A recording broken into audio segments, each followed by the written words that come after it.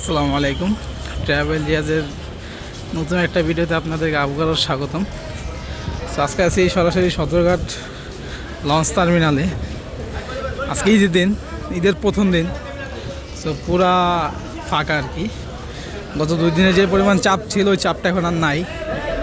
আপনারা দেখতে পারতেছেন যে যাত্রী নাই বললেই চলে আর কি। বরিশালের সব বিলাসবহুল লঞ্চ, বাট এখন আর ওরকম যাত্রীরা নাই।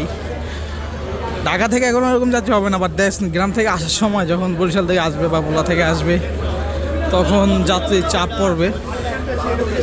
আজকে ঈদের প্রথম দিন এখানে আল্লাহ 10 সব বিলাসবহুল, মানে বরিশাল মানে এটা রাজকীয় ভাব আর কি। এখন আসছে হচ্ছে রাজদূত প্রাইম। এই লঞ্চটা যাবে হচ্ছে ঢাকা, হোলারহাট, ভান্ডারিয়া।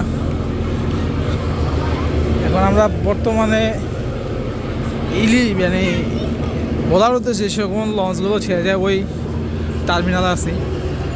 আজকে ভোলা, চরবেশন, দৌলত, হাকিমউদ্দিন, তজিমউদ্দিন যাওয়ার জন্য এখানে প্রচুর লঞ্চ আছে। আজকে আমরা যেহেতু চরবেশন যাব, তো সেহেতু আমরা উঠবো কর্ণফুলী 13 বা 13 না 13 বা টিপু যদি পাই, টিপুতে আর কি। এখানে MV তাশরিফ 3 আছে, খুব বড় একটা লঞ্চ।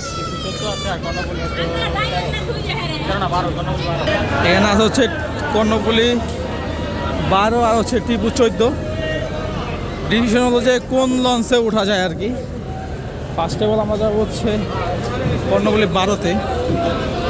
12-র ভিতরটা একটু দেখবো, তারপরে টিপু 14 উঠবো।